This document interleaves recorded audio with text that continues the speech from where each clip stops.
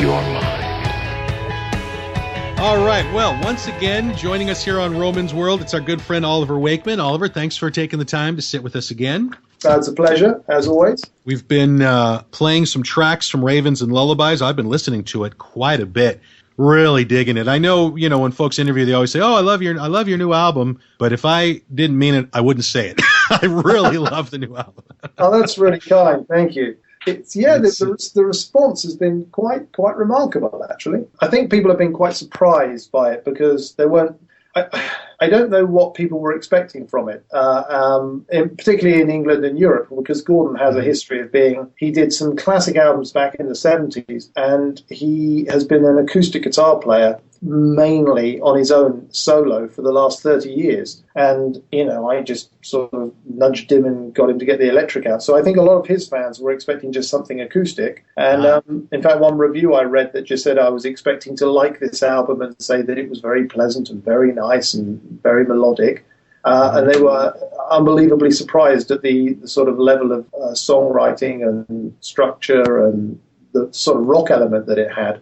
I think you're right, though, when it comes to expectations of an Oliver Wakeman. If someone's wasn't that familiar with your music before, then I think they were just expecting, what a keyboard player sounds like after coming out of Yes. And there's been a few. So, but this was quite, I think the first time I sat down to listen, I didn't know anything about it yet.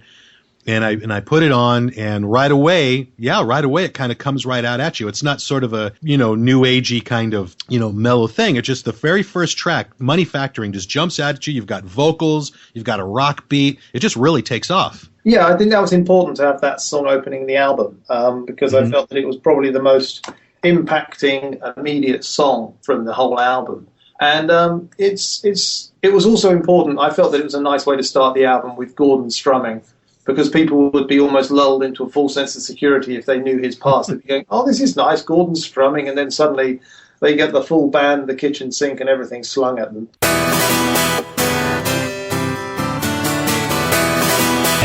me what you bring to the table. What is it you do?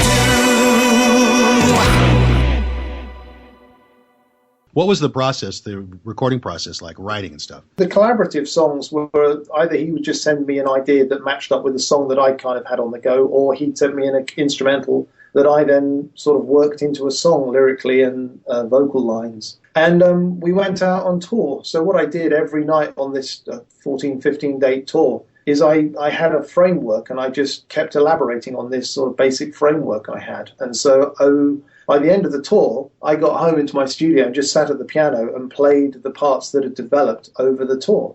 It had that mixture of everything, swapping files in the very modern way, us sitting in the studio together, Gordon crafting things at home, me sitting in the studio saying to Gordon, "No, do that again, that was good fun." "Yes, but I'm not sure." "No, Gordon, play it again, it was great."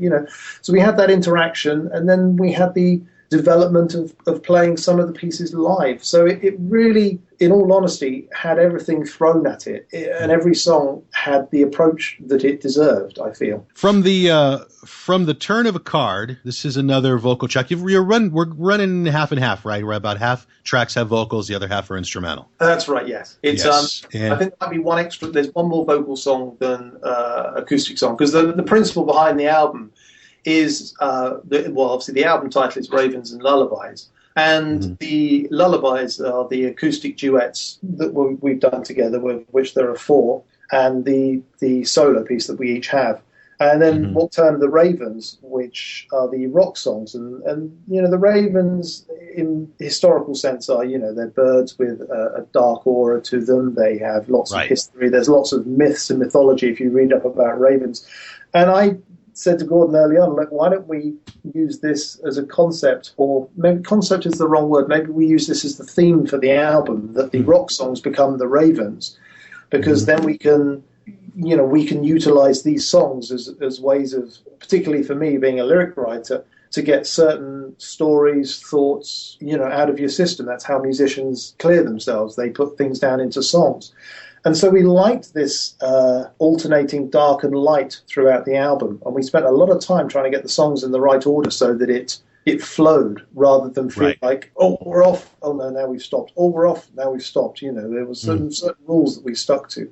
But I think I still listen to the album now, even after spending months and months and months working on it. And there's nothing on there where I think to myself, wish I'd moved those two around. I feel like we got it right. That's an incredible statement. Almost every musician I've ever spoken to, when it comes out, there's always something that they think exactly that. Oh, I wish we would have, or. So that's pretty amazing. Yeah, there probably are a few bits, but I'm not going to admit to them. From the Turn of a Card, another vocal tune here. Very nice. And this one also has another friend of yours on vocals. Yeah, Benoit. From Turn of a Card. Yeah, it's Benoit David from Yes, or who was in Yes. He was he joined Yes about 6 months after I did, because I was supposed to be in the band originally with John Anderson. And then when John was ill, Benoit was drafted in. And then he lasted about 6 months after me. So we're both ex-Yes men. But the story behind From the Turn of a Card is quite interesting, because in the early sessions for the Yes album that became Fly From Here, it wasn't going to be Fly From Here when I was in the band. Mm-hmm. We started working in Los Angeles. In fact, we started working in Phoenix in Arizona earlier on in the year. And we put together quite a few pieces. Hour of Need, Into the Storm was something that was written originally by the opening parts, and the chorus lines were written by Alan and I on stage, sound checks. And what else do we have? The Man You've Always Seen in Me, or whatever it was called. Those were all tracks that were being developed along with 3 or 4 others that we were working on, which never saw the album. But there was a time in the studio where somebody was talking about what made Yes really interesting with John. And they said that it was the fact that John always wrote sort of quirky folk songs, and then instrumentation was added to this sort of very quaint song. And so I thought, that's an interesting idea. So I sat down, and Benoit and I were living in Los Angeles at the time, sharing an apartment for this recording. And Benoit went out for a walk or down to the shops or something. And I just said to him, look, can I borrow your guitar? And he said, yeah, fine. And, I play guitar, nothing amazing, but enough, to write songs on. And I just didn't bother to really tune it. And I just sort of started to try and write a song as if it was, coming out of nowhere. I wasn't trying to think, right now I'm going from D to A. I just literally started putting my finger on things and came up with this melody line, which was the tell me what you would say when things are going our way. And I thought, that's quite nice. And then it got to the chorus line, and I thought, oh, that's quite cool. And so I took it to the band the following day, because the basics of the song came together really quickly. I took it to the studio, and everyone went, hey, that's actually got something. That's really quite nice. Then we went out on tour and down to South America, and then I never got invited back. So it was a song that was, supposed to be dealt with by the band at some point and just never happened. Mm-hmm. So when I got the opportunity to do this record, I thought, I think it would be a really nice thing to get Benoit to sing that rather than Paul, who was singing the rest of the album. I thought it'd be a really nice touch to get him to sing the song that was written on his guitar for him to sing. But it was quite fun though, because once I was in the studio, rather than approaching it the way that Yes approached Fly From Here, which was literally just go through really what was Trevor and Jeff's songbook of what they had left, Buggles outtakes and things, which I think is basically how the album, or a lot of the album, came out, which isn't me saying anything untoward. That's literally just the way that it turned out. But I decided to, for the Turn of the Card, I decided to go back to the early Yes approach to a song, which one of the things that was so great about Yes in their early days, which they were all quite famous for, was they would literally be magpies. They would literally just pull different styles of music into songs. Whether it be a bit of Simon and Garfunkel, a bit of Beach Boys, a bit of, West Side, whatever they did, they would pull different genres into their songs.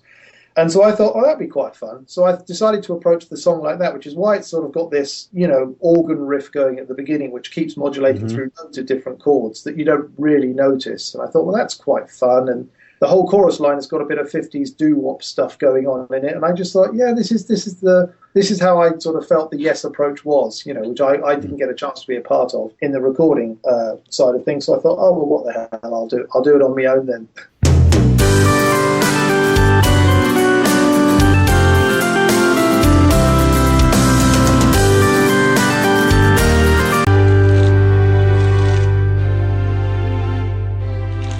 Now, the fourth track I played on the last episode.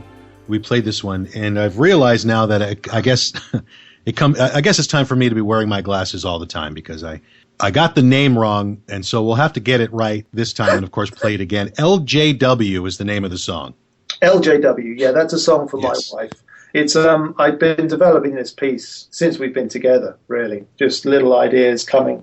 And then I played it in fact, when I first met Gordon, which was in 2009, we were playing a concert together with my dad, actually, strangely enough. One of the few concerts I've ever done with Dad. It was a Christmas concert. And Gordon was playing some songs, and I got up and played a solo, and I played the version that was around, or that was being developed at the time. And Gordon just came up to me after, and he said, that was a really nice piece. And when he phoned me up and asked to get together to do this album, he said, you still got that piece? And I said, well, yeah, this is one of the ones I was thinking of proposing. And he said, I'd love to play guitar on it. And, so it really developed really nice into a really nice sort of piano and guitar duet.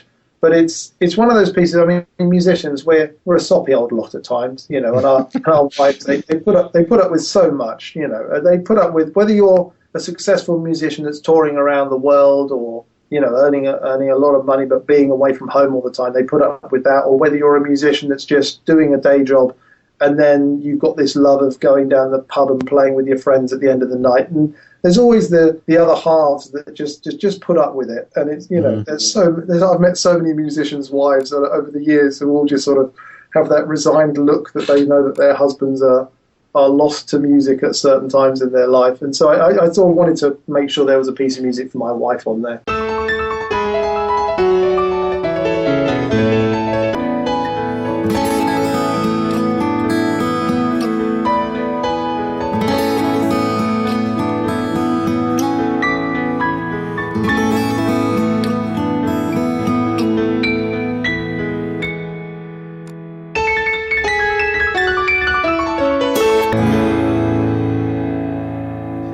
Now let's go ahead and take a moment now and talk about Gordon. A lot of folks, I think, in this country maybe aren't that familiar with him. So maybe give us a second, like a little bit of who he is and how you guys got together and how you decided to make this album together.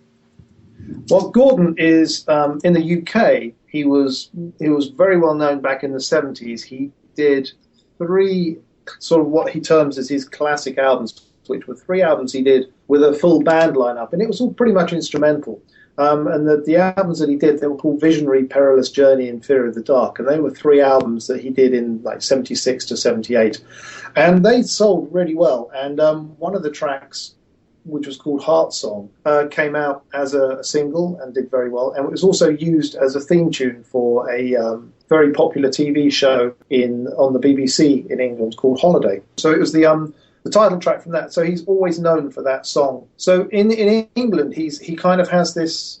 It's a sort of name that if you sort of say Gordon Giltrap, everyone will go, "Oh yeah, Gordon Giltrap." But if you ask them if you bought his recent records, they might go, "Oh well, I'm not really sure what he's up to nowadays." He's that sort of right. In the progressive world, because he sort of came out of that band area and went into acoustic world, where of course he has a good following and a very dedicated following. So. He originally phoned me up because we'd met at this concert that I talked about earlier. He phoned me up and he said, "Look, I'm doing this new album." And he said, "Would you like to play keyboards on a couple of tracks?" He said, "I want to get back to doing something a bit rockier." And so I said, "Well, yeah, no, that's fine." And, I'd recently come out of Yes, and I thought, "Oh, well, that would be great, And then he phoned me up the day after and he said, "I've changed my mind." And I thought, "Oh, great, I've been fired again." Terrific stuff.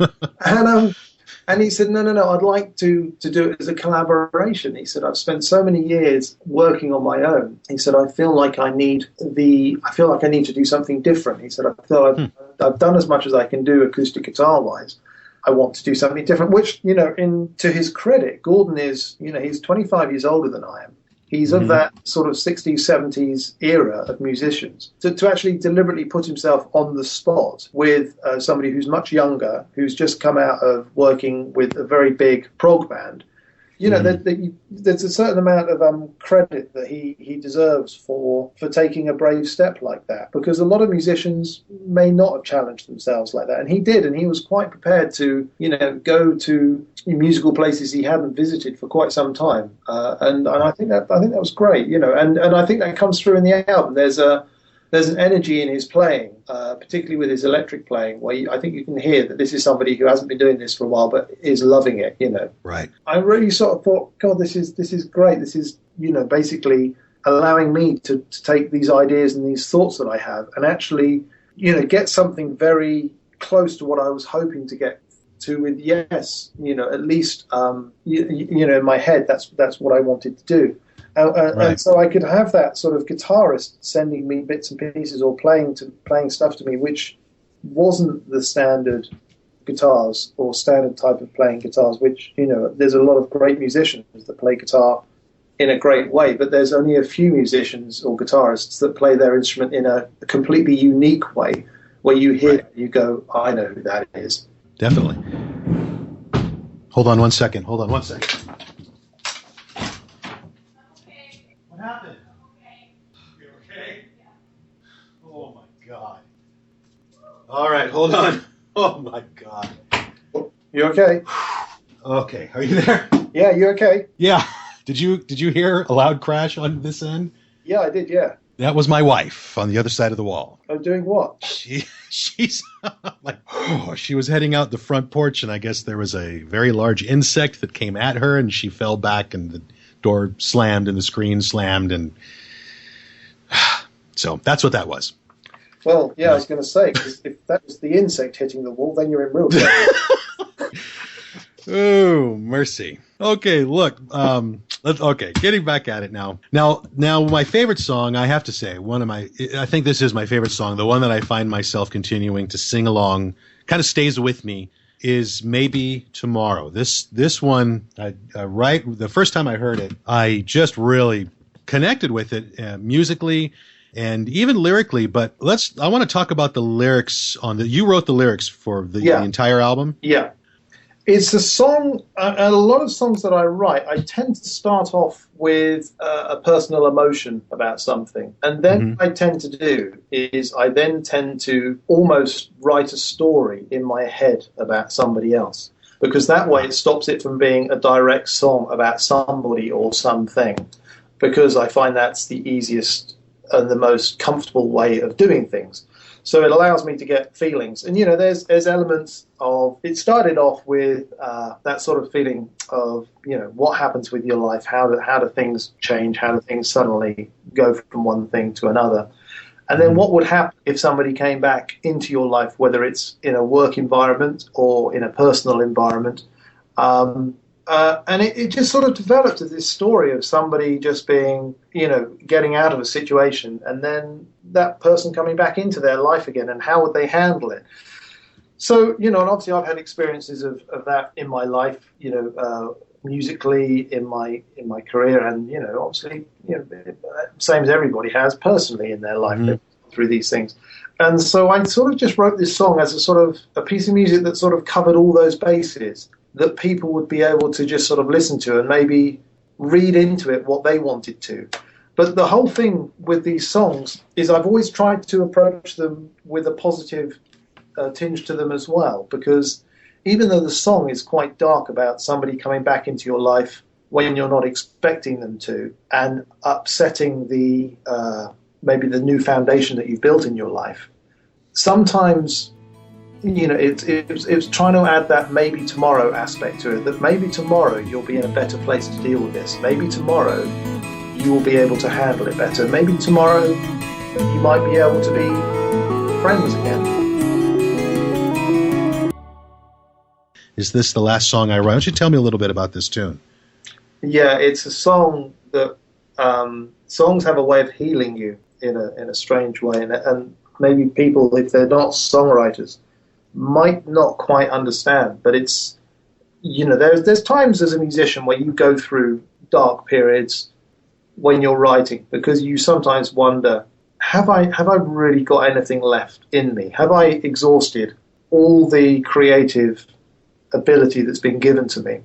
And particularly after leaving Yes, and particularly the way that I ended up leaving Yes, and stopping touring and those sort of things. I was in quite a dark place where my brain was, is that it? Is that? And then I really literally sat down and just typed on the keyboard, is that it? Has my time come? Have I reached the end of the road? And then another line came to me, is this the last time that a melody will strike? And I just thought, God, I feel really, I find it really difficult. And, when you do your first album, it doesn't matter because you haven't done anything before. So everything that you're doing is new. And when you get to album number 11, you do suddenly start thinking to yourself, am I just repeating myself? Have I done this before? And I think it just came from that. It came from those two avenues. One of the, have I dried up creatively? And, has my time of doing music in front of people finished? And I think it was those two things together which, spawned the song. And also, psychologically, that's a difficult position to be in. And I started writing this piece of music, and this particularly where the Ravens and Lullabies theme came in, of this sort of battle in your head of, no, you just have to power through, you keep coming. And what I would tend to do is go back and listen to other pieces of music that I've written, and then you just sort of almost mentally talk to yourself and say, no, look, you've done it before. I remember I put on a different album, My Mother's Ruin or something, and I'd say, I remember you struggling at that point. And then I'd say, there's another album there, I remember you struggling there. And you come through it, you work your way through it, and that's where your experience comes in. And so subsequently, getting the song to the point where it was nearly finished, I listened back to it and I thought, and I felt so much better. And once it was actually out on the album, I felt like a release, almost like you're almost being truthful with people. It's like, it's not just a bunch of musicians sitting in a room, opening up a couple of beers and cranking out song after song after songs, writing songs and working music. It can be a really traumatic, hard graft. It is hard work. And at the end of the day, you're doing a job you love doing. But it's the same. Right. It's the same as any sort of art, whether it's a sculptor, a painter, or a musician. Right. And it makes me feel better whenever I listen to it. So it does what I wanted it to do.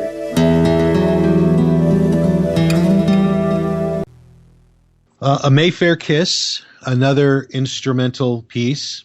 I wanted to write something that was like a little classical piano piece. Not. It doesn't sound like Clair de Lune, but it's that same sort of approach. It's a nice, slow-moving melody with vague flourishes in it, and it's a piece I'm very proud of. I've just started playing it. We're out on tour at the moment, and I've started playing it every night, which is really nice. For my solo, I didn't play it last year, but this year I thought I wanted to do it, and it's something I really enjoy playing. Let's talk a little bit about the artwork on the album. Well, basically, obviously, the album is Ravens and Lullabies, just in case any of your listeners haven't rushed out and bought it already, which hopefully they will do at the end of the interview. It's the album sleeve is the artwork is created by a lady called Liliana Sanchez from Portugal. She's a girl that I found off the internet. God, that sounds like a dodgy sentence. Let's start that again. That's another conversation. I was looking through some artwork sites and I came across this image and I wrote to her and I said, look, I'm working on this album and your image fits it perfectly. And so I wrote to her and said, would you mind if I used it for an album? And she wrote back and said, no, I'd love you to use it for the album. And then, because I put the album sleeves together with the images, because I'm a control freak like that, and and I started looking through her portfolio, and I found a couple of, she obviously did a few images relating to the Ravens and things, and they all just matched. It all just felt right when I looked at these images. There's the album on the front cover is the young girl with the Ravens flying around her, and she's almost trying to cover her head and sing a lullaby to herself to keep everything away from upsetting her brain. And then on the back cover, the last song on the album is called Ravens Will Fly Away, which is as you grow older and you, through experience, you learn to deal with all the problems that life throws at you. And that's why the image on the back sleeve is the girl grown up with the birds flying away from her. But on the inner sleeve, which I saw this image, and it is to describe to the listeners, it's basically a hand resting on some snow in front of a winter scene. And the hand has got a quill through it. It's going through the middle of the hand, and the feather that the quill is made from is a raven's black feather. And the sharpness of the red blood coming out onto the snow is quite striking. And I looked at this image at first, and I thought, I really like that. And I showed it to my wife, and she said, I really don't like that. But I said, I can understand why people might think it's a bit sharp, but it really summed up the is this the last song I write? It spoke to me and said, that's exactly how it feels. You're almost being hurt by the thing you love doing.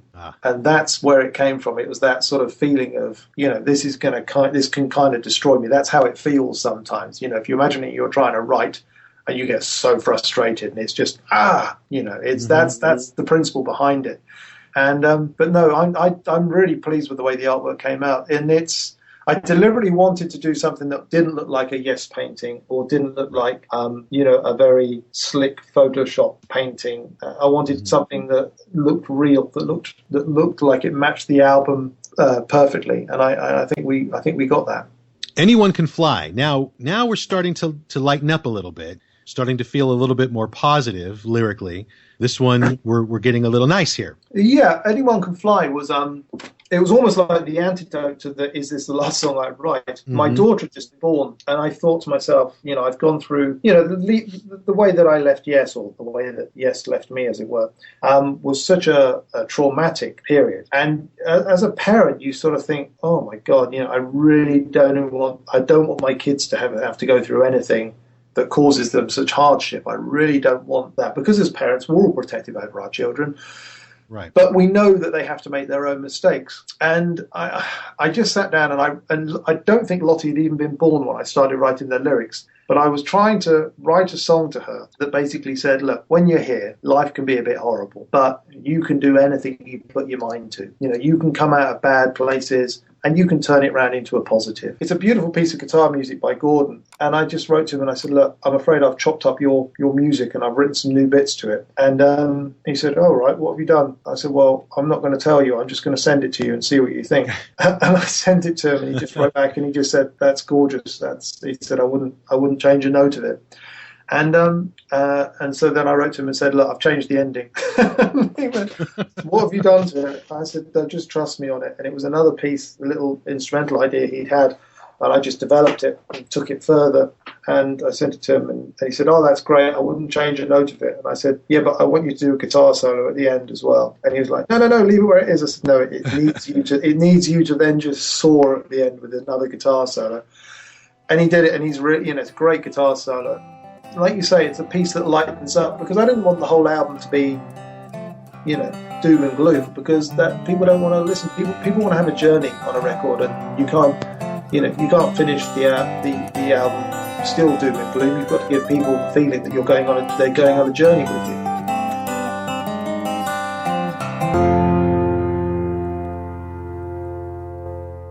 Perfect song for the ending. A great way to leave things off here. Ravens Will Fly Away. Yeah, I must be honest, this is a song that's a particular favourite. It was one of the first pieces that came, strangely enough, even though I then went through a lot of the angst and the other pieces. But Gordon sent me an acoustic guitar instrumental, which was a development of the One for Billy piece, which is why there's elements of One for Billy that come back into it. And he sent it to me, and it was very, very long, lots and lots of stuff. And I sort of chopped it up, and I sort of moved some bits around, and I came up with this melody line, and this whole sort of feeling of, the lyric, is it time heals the time heals the fear, and time will show me the way. And it was kind of talking to myself really about the problems that I was having, obviously leaving Yes, and your life changing, and it's kind of, well, time sorts everything out. no matter what your problems are, no matter how you're psychologically having to deal with things in your life, stick with it, and time will get you through it. And if you can do that, you can still make things of your life. Take the bad things and make something good happen with it. And that was really the approach with the song. And this melody just came. It's one of those times in life where you don't really know where a melody comes from. Sometimes as a writer, you sit there and you craft a melody and you work a melody and you come up with ideas, and it develops and it develops and it develops. And sometimes you just sit down and something just comes that is just right, and it just came. And I still, to this day, cannot remember where and when it came from. I just remember sitting there one evening, and these melodies just kept coming to me with Gordon's guitar, and it was great. And I still listen to it now, and I think it's a beautiful, beautiful song, and it's something I'm very proud of. Time heals the fear.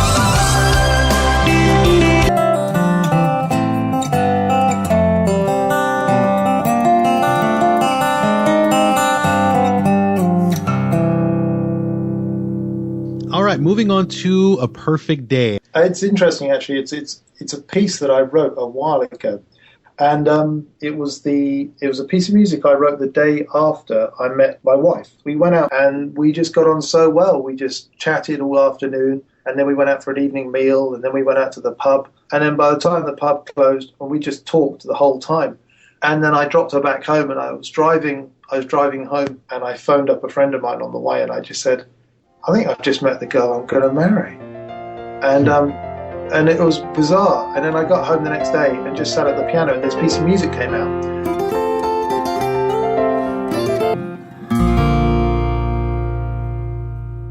Well, the album is called Ravens and Lullabies, Gordon Giltrap and Oliver Wakeman.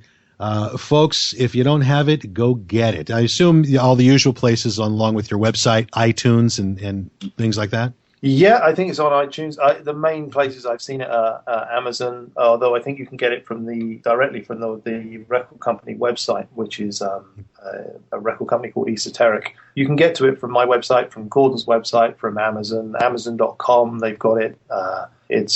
If you're used to going online to buying your stuff, you'll be able to find it. If you're used to going to record shops to buy stuff, then can you tell me where a record shop is? Because I haven't seen one in the UK for quite some time.